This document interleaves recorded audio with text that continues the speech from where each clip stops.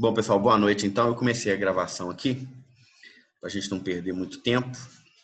Como eu disse, vou torcer para a internet contribuir aqui, porque hoje ela não está querendo ajudar muito, não. A turma vai chegando, né? Vocês estavam em aula agora, antes? Tiveram outra aula antes dessa? Sim, de toxicologia.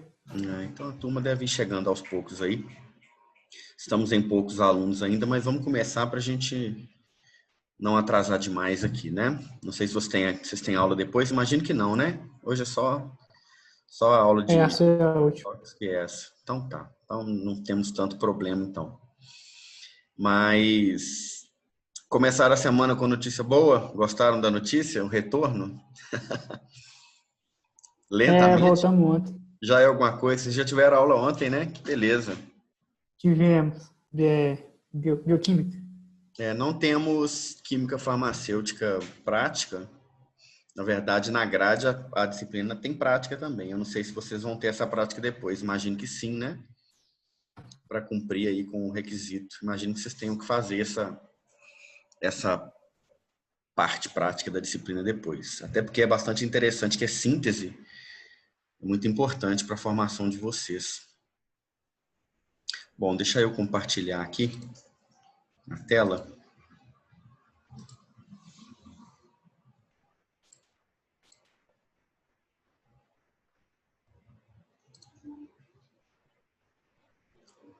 Bom, mesmo o retorno tendo sido aí gradual e agora com muito protocolo, né? Já é um lampejo de algum futuro mais claro, né? Ano que vem aí, no próximo período, provavelmente a gente já vai estar com tudo isso mais organizado e a gente possa voltar às nossas atividades normais, né? Faz muita falta essas aulas práticas. Eu acho que a teórica até, obviamente que o contato, né, é muito importante, a presença ali no momento para tirar dúvida, para debater alguma coisa, é muito importante. A gente não consegue fazer isso da mesma maneira, de forma remota, mas a prática é fundamental, principalmente para o curso de vocês, né? Fundamental. Algumas disciplinas, então, são o arcabouço do curso, né? A química farmacêutica mesmo é síntese de substâncias, né? De fármacos. A farmacognosia, a parte de extração, é muito importante a gente voltar depois para trabalhar essas disciplinas na sua abordagem prática, né? Então vamos lá. Hoje nós vamos falar sobre anestésicos, mais precisamente sobre anestésicos locais. Nós temos aí anestésicos locais, anestésicos gerais, né? Os anestésicos gerais são classes diferentes, nós vamos ver aqui. Uma outra classe de medicamentos, envolve aí o alotano, sevofurano, que são inalatórios de centro cirúrgico, alguns opioides, então, agem sobre o sistema nervoso central. Nós vamos trabalhar com os anestésicos locais, né? Aqui está o exemplo da lidocaína, tem o nome comercial de xilocaína, né? Vocês devem conhecer. É aplicada aí em procedimentos mais simples, pequenas cirurgias, pequenos procedimentos, né? Na odontologia, e também utilizado na forma de gel, né? Passagem de sondas, de catéteres, por canal urinário, né? Por canais aí, para diminuir, né? A sensação de desconforto e de dor. Temos xilocaína também spray, utilizado em procedimentos de endoscopia. Então, diminui o desconforto, diminui a dor, e são usados para esses procedimentos em que não há necessidade de uma anestesia mais complexa que haja sobre o sistema nervoso central. Inclusive, esses anestésicos, os locais, né? Uma das características principais idealizadas desses anestésicos é que eles não têm absorção e ação sobre o sistema nervoso central. Se eles são para uso local, para uso tópico, é interessante e importante que eles ajam somente a nível local. É verdade? A lidocaína, por exemplo, ela é um subproduto, vamos dizer assim, né? Ela é sintetizada a partir de uma alteração molecular na molécula da cocaína, nós estudamos aí na farmacognosia, né? Um alcaloide, possui um grupo farmacofórico, né? Muito característico. Só que ela possui, né? A cocaína possui uma ação anestésica tópica local, mas possui uma grande absorção por mucosas e uma ação sobre o sistema nervoso central, o que não é interesse.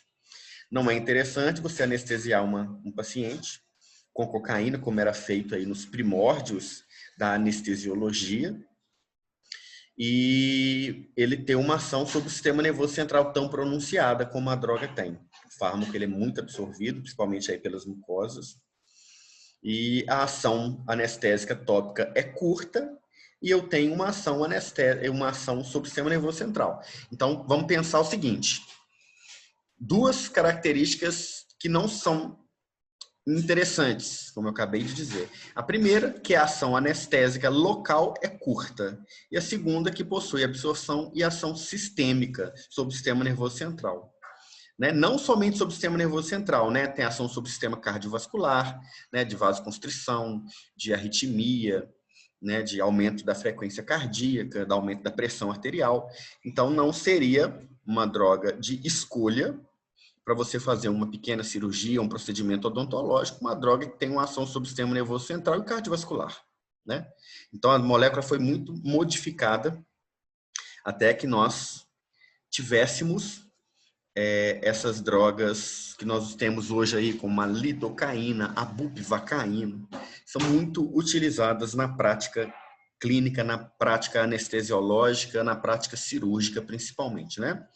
Todas as especialidades aí. Ok? A lidocaína, como eu disse, é injetável, que é aplicada aí para procedimentos tópicos, né? De maneira subcutânea. E temos também a spray, como eu disse, para mucosa, principalmente para procedimentos de endoscopia digestiva alta, né? Entra um tubo, né? Uma sonda pela traqueia, né? Um procedimento bem desconfortável, ela minimiza a sensação e o desconforto. Temos a lidocaína gel, é bastante utilizada também, tem uma absorção menor, né? Como ela não é injetada diretamente na tela subcutânea, ela tem uma absorção pequena, restrita pela pele, ela é utilizada em mucosa, então boca pode ser utilizado, mas é principalmente um canal urinário para passagem de sondas, né? Sonda de alívio, sonda de demora, que são sondas urinárias, né? Sondas uretrais. Bom, os anestésicos locais são os agentes que bloqueiam reversivelmente, relativamente curta, né? O objetivo é que dure um período maior para que o cirurgião ou o dentista, né, não precise de aplicar novamente, mas é reversível, né? Obviamente vai voltar, vocês sabem disso. Você vai no dentista, você fica com a boca anestesiada durante um bom tempo, depois que o procedimento já acabou, principalmente se a dose foi grande, mas é reversível, né? Geração, então, bloqueia reversivelmente a geração e a condução de impulsos nervosos através da fibra nervosa. Então, você não tem a sensação, a transmissão da dor pela fibra nervosa. Então, se você não tem a transmissão da dor, não tem a sensação da dor. A dor é bloqueada, né? São utilizados para abolir a sensação de dor em regiões restritas do corpo, regiões limitadas. Ok? Nós temos os nociceptores, né, que são os receptores de dor no corpo, e eles são ligados a fibras nervosas que vão transmitir o impulso doloroso, né, como uma corrente elétrica, um impulso, né, nervoso. Isso vai ser bloqueado por essas drogas chamadas de anestésicos locais. Eles provocam perda reversível da percepção sensitiva, bloqueiam a geração e condução do impulso nervoso em todas as partes do neurônio, com as quais entram em contato sem causar lesão estrutural. São eliminados rapidamente, tá? Então, ó, a diferença entre a anestesia geral e a anestesia local baseia-se em local da ação, anestesia geral no sistema nervoso central, anestesia local nos nervos periféricos. A área do corpo envolvida, todo o corpo, Na anestesia local é uma área restrita onde foi aplicado de maneira subcutânea, na forma de spray, né? Na forma de gel, tópico, né? Vamos dizer assim. Consciência. Existe a perda de consciência na anestesia geral e ela não é alterada na anestesia local. Ok? Então, isso é muito importante. Imagina você ter que dar uma anestesia geral em um paciente para fazer uma extirpação, debridamento, que são procedimentos pequenos, né? A excisão de um dente, né? A extração do dente. Então, isso não é um procedimento seguro, vamos dizer assim. Existe, né? A odontologia utiliza anestesia geral na odontologia, mas são pacientes com algum problema, principalmente saúde mental. Pacientes agitados, ou até aqueles que precisam, que viraram urgência, né, de infecção, de problemas mais graves, mas que têm extrema restrição a dentistas. Isso é comum, né? Nós temos um trauma psicológico na sociedade relacionado a dentista, né? Procedimentos odontológicos e seus equipamentos, aparelhos aí, tem um tabu com relação a isso. E tem pessoas que chegam à urgência odontológica, correndo risco de ter uma infecção, uma sepse e morrer, mas que não procuram um dentista. Essas pessoas têm que ser sedadas com anestesia geral. Ok? Cuidados com as funções vitais é essencial. Toda anestesia geral precisa de oxicapnografia, manutenção de níveis pressóricos, né, quantidade de saturação, né, de oxigênio, de gás carbônico. E isso não é necessário na anestesia local, né? Obviamente é uma anestesia tópica. Altas alterações fisiológicas para alterações fisiológicas baixas, praticamente nenhumas ali na anestesia local. Paciente com estado de saúde precário corre um grave risco na anestesia geral, na local, né, uma segurança grande. O uso do paciente não cooperativo é possível na anestesia geral. Então, essa é a questão. Paciente, como eu disse aí, paciente que tem problema de saúde mental, paciente agressivo, pacientes agitados, eles precisam de anestesia geral para fazer algum tipo de procedimento e não deixam que seja feita anestesia local. Por exemplo, procedimentos que são feitos em crianças e em adultos. Um exemplo, a postectomia, que é uma cirurgia de fimose em crianças. Em adultos, é feita anestesia local. Então, é anestesiado ali, né, o local do pênis que vai ser feito o corte, né, e a sutura.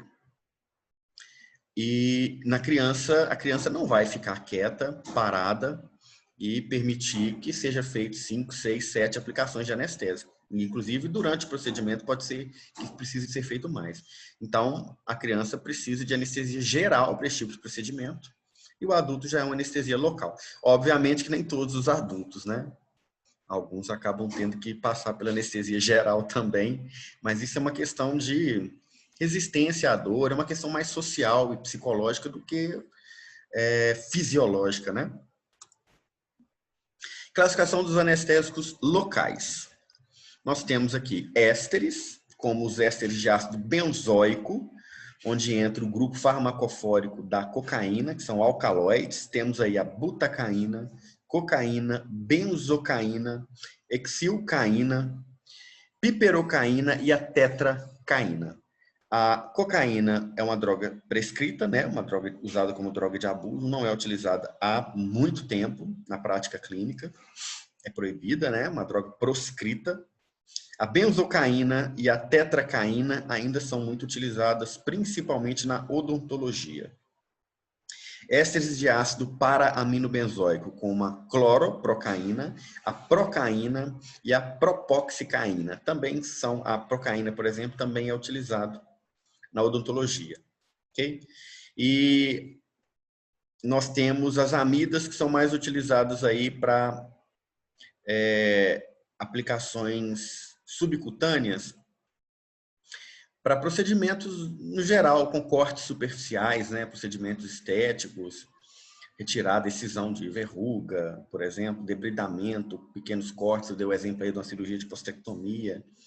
Então, o que é mais utilizado é a lidocaína. Nós temos a bupivacaína, temos a lidocaína e a mepvacaína, mas a bupivacaína e a lidocaína são as mais utilizadas, sendo a lidocaína a droga anestésica local mais utilizada, de maneira geral, na odontologia e na medicina também, ok? Bem utilizada, né? É a xilocaína, né? Nós chamamos de xilocaína.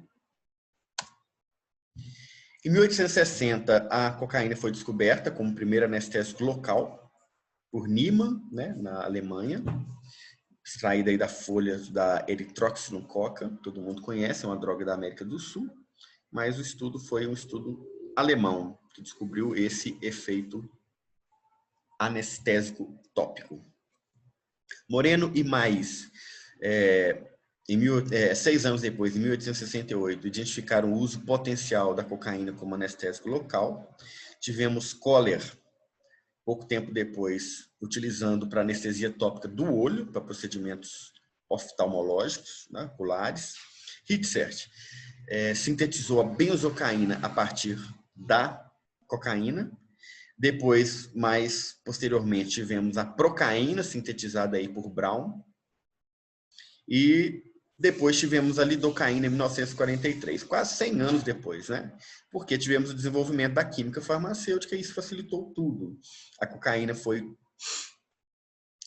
começou a ser utilizada por Freud na psiquiatria e ele, inclusive, era um usuário e inicialmente ele descreveu diversos efeitos positivos da droga no estímulo do sistema nervoso central, né, como uma droga estimulante mesmo, para ser utilizada no cotidiano das pessoas. Depois, com o tempo, com o uso contínuo, ele viu que a droga gerava tolerância, dependência e diversos efeitos tóxicos sobre o sistema nervoso central, né? Principalmente neurológicos e psiquiátricos, né? E a droga foi demonizada, hoje é uma droga proscrita, todo mundo sabe, mas nós conseguimos retirar dela a base estrutural para a síntese de outras drogas mais seguras, né? A cocaína não é uma droga segura, né? Todos sabem disso. Classificação química, então, dos anestésicos locais, nós temos os ésteres e temos as amidas. Essa, né, é a estrutura padrão dos anestésicos locais ésteres, e essa é a estrutura padrão dos anestésicos locais amidas. Ok? Da classe das amidas e da classe dos ésteres. Está aqui, né? Grupo éster. Está aqui o grupo amida. O resto é igual. Nós temos o radical aromático, igual a todos. Temos uma cadeia intermediária éster no grupo dos ésteres e amida no grupo das amidas. E uma terminação amina que também é comum a todas as estruturas de anestésicos locais. Vocês se lembram desse grupamento aqui? Esse é o grupo esse é o grupo farmacofórico da cocaína, né? Ele foi alterado. Observe que na procaína nós já não temos essa estrutura, né? O anel piperidínico. Esse anel é o grupo fundamental, grupo farmacofórico aí dos alcaloides provenientes da Erythroxylum-coca, né? Da planta. E nós temos grupos semelhantes nos alcaloides do mesmo grupo, né? Que são estimulantes do sistema nervoso central, como a teobromina, teofilina, são retirados aí do guaraná, do cacau, né? Do café. A própria cafeína também tem um anel, né? Com nitrogênio, né? A gente estudou isso lá em farmacognosia. Classificação química: os anestésicos locais derivados dos ésteres, então, são ésteres do ácido benzoico, derivados da cocaína. Os ésteres do ácido paramino-benzoico, derivados da procaína. Bupivacaína e lidocaína, né, são, apesar da estrutura estar tridimensionalmente diferente aqui, elas são bastante semelhantes, tá? Você pode ver que esse anel aqui, ele está aqui, né? Eles não são grupos assim tão distintos, tão diferentes, porque nós temos em comum aqui o grupamento amida, ó. Tá vendo aqui a amida, ó, dupla O com NH, dupla O com NH, comum na lido e na bupivacaína. Pessoal, a lidocaína no mercado aí, a referência é chamada de xilocaína e a bupivacaína é chamada de neocaína. Às vezes as pessoas acham que a xilocaína é um fármaco, é um princípio ativo, e que a neocaína também é, mas são nomes comerciais. A xilocaína é o nome comercial da lidocaína e a neocaína é o nome comercial da bupivacaína. Absorção, local de administração. Aqui nós temos uma anestesia infiltrativa, utilizada em odontologia, na gengiva, né, na mucosa oral aí, de maneira geral, né? Depende muito aí do local da aplicação, mas é uma aplicação similar, né? É uma anestesia infiltrativa. E temos a anestesia peridural e raquidiana, que é aquela feita em centro cirúrgico, que a gente chama de raquianestesia, ou, né, a peridural. A peridural é feita na região peridural, que está aqui em azul, é mais externa, e a raquidiana é mais profunda um pouco, ok? Aqui nós temos o espaço epidural, onde é feita a peridural, e aqui nós temos o espaço espinhal, onde é feito a raquidiana, ok? O paciente fica de costas, né, e é introduzido a droga diretamente aqui nesses espaços, né? Que é entre a vértebra e a medula espinhal. Joia? Nós temos aqui também aplicações que são intratecal, mas a intratecal é diretamente dentro da medula, tá, pessoal? Essa intratecal é utilizada para medicamentos oncológicos, viu? Então, não é comum para administração de anestésicos, não. Absorção inviável por via oral, como eu falei com vocês, a lidocaína spray, que é jogada na garganta, ela não é para administração via oral, ela é tópica, ela é para ter ação na garganta mesmo. Propaga-se por difusão a droga, né? A meia-vida plasmática varia de acordo com a sua estrutura química. A concentração é o fator determinante, quanto maior a quantidade, maior vai ser o bloqueio anestésico. E associação e depósito em camada lipídica, isso é muito comum. A droga se deposita em gordura. Os anestésicos locais são bases fracas, pKa de 7,5 a 9,5. Por isso, eles têm essa característica também de polaridade de se acumularem no tecido adiposo. Aqui nós temos, né, as barreiras lipídicas aqui, por isso que eles agem dessa maneira, porque tem a bainha nervosa, que é uma barreira lipídica, né? E aí aqui nós vamos ter a base não ionizada, fazendo uma troca aqui com ácido, né? E agindo sob os neurônios e os terminais nervosos, né, ali. Distribuição. Quanto maior a perfusão sanguínea, maior a distribuição. Como eu disse, o objetivo é que não haja absorção.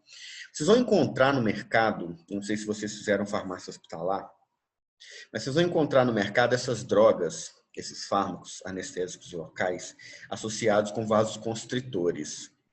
O vasoconstritor tem dois objetivos.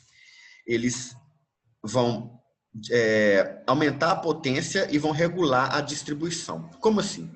Se a droga ela é absorvida, se eu tenho uma vasoconstrição no local, eu vou diminuir a absorção sistêmica da droga. Ok? Por isso que eu tenho os vasoconstritores. Outra situação. O vasoconstritor, dessa maneira, vai aumentar a potência local da droga, porque vai diminuir a absorção sistêmica, a droga vai ficar restrita no local que você quer que ela tenha a ação anestésica. A outra situação que vai acontecer é ela diminuir o sangramento, já que ela é vasoconstritora. Então, vai diminuir o sangramento no local do procedimento. Eu vou fazer um corte. Se é um anestésico com associação de um vasoconstritor, como epinefrina, por exemplo, ele vai impedir que a droga seja absorvida, não vai ter efeito sistêmico, a droga vai ter maior potência e mais tempo de ação no local que você aplicou, né? E, obviamente, por ser vasoconstritora, vai diminuir o sangramento no local, que vai facilitar o procedimento para quem está fazendo, né? O sangue atrapalha a realização dos procedimentos. E, de outro modo, Diminuir o sangramento também, né? Potência e lipossolubilidade. Quanto maior a lipossolubilidade, maior a potência. Por quê? Por causa disso aqui, ó, né? A bainha nervosa é uma barreira lipídica. Então, a base, ela vai entrar de maneira mais fácil e vai fazer o seu efeito sobre o neurônio, sobre as terminações nervosas aqui, bloqueando o impulso. Então, quanto mais lipossolúvel ela é, mais ela vai ter ação sobre as bainhas que são lipídicas, entenderam? Assim, vai aumentar a potência. Também, quanto maior a potência, maior a toxicidade, né? Duração. Quanto maior a ligação proteica, maior o tempo de ação, obviamente. Latência e ionização estão diretamente relacionadas justamente por causa disso aqui. Normalmente as drogas são administradas numa forma neutra, e aí elas se ionizam para que eu tenha um efeito mais pronunciado, para aumentar a potência. Não são profármacos, tá? É só uma maneira da droga agir como íon. Isso é comum em diversos outros fármacos também, né? Principalmente aqueles que atravessam membranas. Mecanismo de ação aí, bloquear a geração e a condução do impulso nervoso nos axônios, através da diminuição ou impedimento transitório nas membranas excitáveis de sódio, que é normalmente provocado por uma despolarização de membrana. Joia? Essa despolarização característica desses anestésicos locais. Ok? Aí está um exemplo para vocês, uma questão geométrica, né? Uma demonstração aí de um receptor. E aí, como a droga se encaixa, aqui é a procaína, como a droga se encaixa nesse receptor. Então, nós temos a numeração de 1 a 7 no receptor e temos 7 sítios de encaixe chave-fechadura da procaína. Primeiro, por ligações eletrostáticas. Segundo, por transferência de cargas, né? Porque o elétron fica girando aqui dentro, né? Do anel benzênico. Terceiro, por ligações eletrostáticas aqui também, né? Os elétrons que estão disponíveis aqui nessa carboxila. Veja que tem um ácido aqui, né? Tem um éster aqui no final. Essa, né? A procaína é um éster, né? Ligações de hidrogênio aqui, entre hidrogênios e oxigênios, hidrogênios e nitrogênios, principalmente hidrogênios e oxigênios. Ligação de Van der Waals. Ligações eletrostáticas aqui de novo, por causa do nitrogênio, que tem um par eletrônico aqui. E ligações de Van der Waals aqui de novo. Então, só mostrando como que se liga pontos de interação com o receptor. São vários, né? Relação estrutura-atividade. O grupo anestesiofórico, que seria o grupo farmacofórico dos anestésicos locais, é um grupo aromático com propriedades lipofílicas. Cadeia intermediária vai separar a porção hidrofílica da hidrofóbica, definindo amida ou éster. Vamos lá? Isso aqui, ó. A cadeia intermediária vai separar o radical aromático da parte amina. Então, essa amina, que é comum a todos, vai ser separada do radical aromático ou pelo grupo éster ou pelo grupo amida, que vai diferenciar as classes de anestésicos locais, ésteres e amidas. O grupo aminoterminal, que é aquela amina terciária ou quaternária, é a característica hidrofílica da droga, que está aqui. Todas têm, né?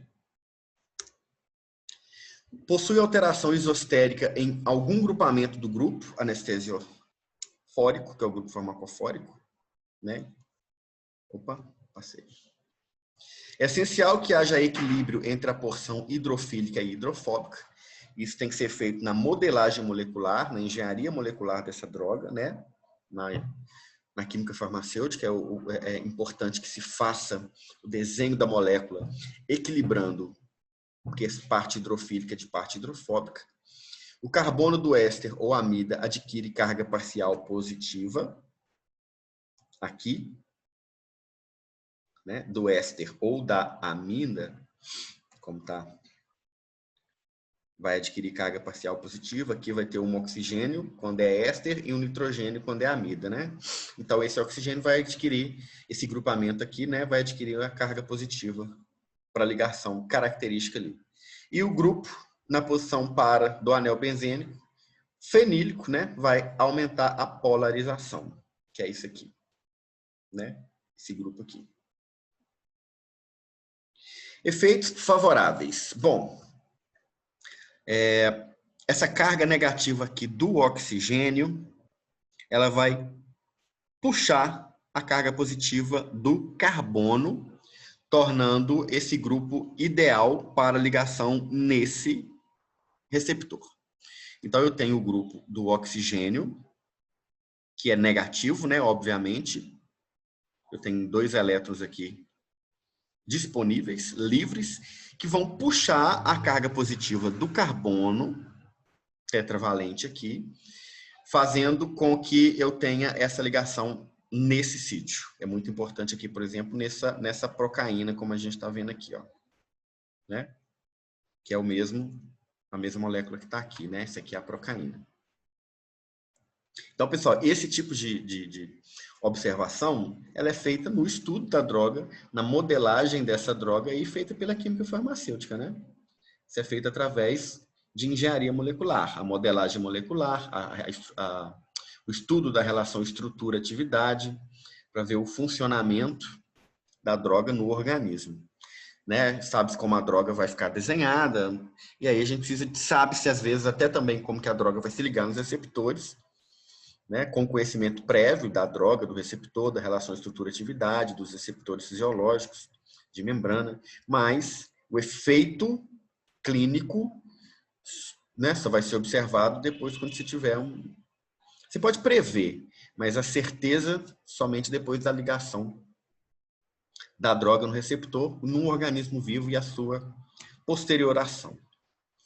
Aqui os efeitos desfavoráveis estão relacionados a uma carga negativa desse oxigênio, e aqui eu vou ter ou esse carbono, aqui, né, ou esse nitrogênio aqui também, ó. Então, esse nitrogênio, como ele tem elétrons livres, ele acaba entrando nessa dança aqui também, que esse elétron aqui vai girar, né? E isso causa os efeitos sobre o sistema nervoso central, se a droga for absorvida. Então, o objetivo é que a droga não seja absorvida. Eu posso dizer que 100% dessas drogas não são absorvidas, que elas não têm efeito nenhum sobre o sistema nervoso central, que elas não atravessam barreira? Não. A quantidade é pequena, então utiliza-se essas drogas em quantidades muito pequenas. 0,5 ml, aplicação local ali, né? Justamente porque elas não são 100%, como nenhuma droga é. Então, é ideal que essas drogas tenham muita potência para que você use quantidades pequenas, evitando, assim, ações, efeitos desfavoráveis e indesejáveis sobre o sistêmicos e sobre o sistema nervoso central. Mas 100% é impossível. Você ter uma droga que é 100% efeito favorável, benéfico, esperado, terapêutico, né? E não ter efeito adverso nenhum, é uma droga hipotética que a gente tenta chegar nela, que é a droga idealizada, né? Ok? Pessoal, dúvidas? Ficou bem explicado? Entenderam aí?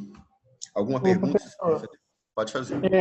a questão dos efeitos aí, da questão da estrutura, então vai depender se favorável ou desfavorável, é a questão da carga ali trabalhar da forma correta, né, na Isso. estrutura da molécula. No momento que a gente for, no momento da modelagem molecular, quando você vai estudar, eu dei só o exemplo aqui, né? Vocês podem ver que aqui eu dei o exemplo da procaína. Essa aqui também a droga é a mesma, tá? Não sei se vocês viram que é a procaína que eu peguei aqui. O que acontece? No momento da modelagem dessas drogas, você tem que observar o receptor na qual a droga vai se ligar. Então, você tem essas 7 maneiras, esses 7 pontos de ligação com receptores de membrana dos axônios. Então, olha só, se eu aumentar, eu dei só um exemplo, mas eu podia ter falado do 7. Se eu pegar aqui, por exemplo, essa carga, tá vendo? Se eu consigo aumentar essa carga negativa aqui, eu acabo aumentando a carga positiva do carbono. Vamos lá, deixa eu explicar de novo. Essa carga do oxigênio, ela pode... Eu tenho 2 elétrons, né? O oxigênio é 6A, 1, 2, 3, 4, 6 elétrons aqui. dois pares eletrônicos estão ligados no carbono. Quer dizer que eu tenho dois pares de elétrons livres. É uma carga negativa, que eu tenho os elétrons disponíveis ali. Mas dependendo do grupamento que eu coloco próximo, eu faço com que essa carga negativa se pronuncie ou não. Então, eu quero mexer nessa molécula, eu tenho que colocar um grupo que vai aumentar a característica negativa, a tendência desse oxigênio em ficar negativo, para que ele, assim, consequentemente, aumente a carga positiva do carbono que está aqui próximo. Então, o oxigênio negativo vai puxar o carbono positivo para que seja feita essa ligação. Entendeu? Como que eu faço isso? Colocando radicais aqui. Então, eu posso mexer nesses radicais aqui? Posso. Esse grupo aromático ele pode ser modificado. Então, isso aqui é só uma proposta. Ó.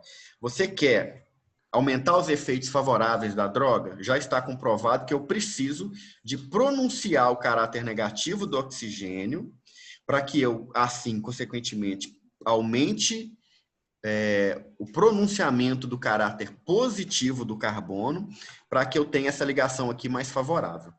Assim eu vou ter aumentado o efeito de potência, aumento o efeito anestésico tópico. Como que eu vou fazer isso?